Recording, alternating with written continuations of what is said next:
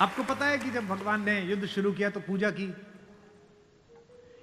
राम ने कहा जामवंत से, जामवंत सबसे सीनियर हैं, वो भी ब्रह्मा जी के पोते हैं, रावण के दादाजी के दोस्त हैं, पुलस्त्य मुनि के नाना के। कहा कि प्रभु महाराज जामवंत जी, मैं युद्ध करने जा रहा हूं, उससे पहले मैं पूजा करना चाहता हूं। जामवंत ने कहा करिए महाराज। तो बोले मेरे आराध्य तो शंकर हैं, शंकर राम की पूजा करते हैं और राम शंकर की पूजा करते हैं, इस कहानी से बड़ा समन्वय किसी का नहीं हो सकता। जामवंत ने कहा पूजा कर लीजिए महाराज।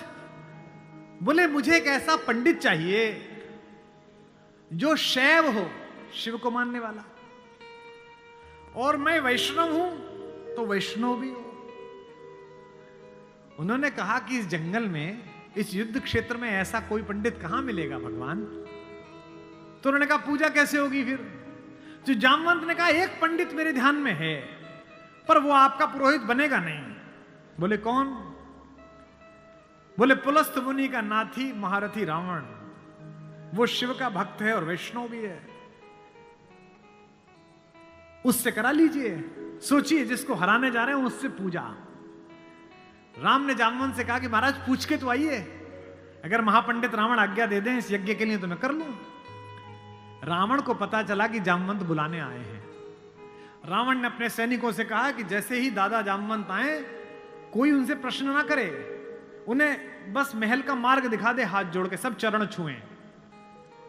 जामवंत पहुंचे, रावण किले के द्वार पर चरण छूने आया, कहा कि पितामह मैं आपको प्रणाम करता हूं, मैं धन्य हुआ कि आप पधारे। जामवंत ने कहा कि मैं बहुत प्रसन्न हुआ तुम्हारी अतिथि सेवा देखकर।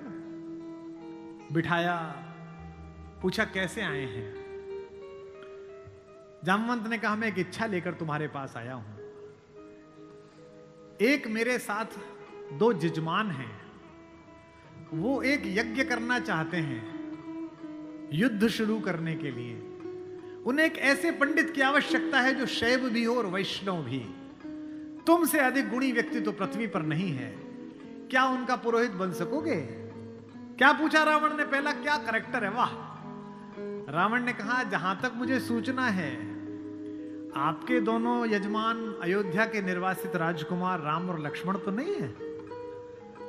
जामवंत ने कहा हां दशरथ, वे ही दोनों हैं, क्या आप स्वीकार करेंगे। उसने हां ना नहीं करी, फिर बोला क्या उनके यज्ञ का उद्देश्य लंका विजय है।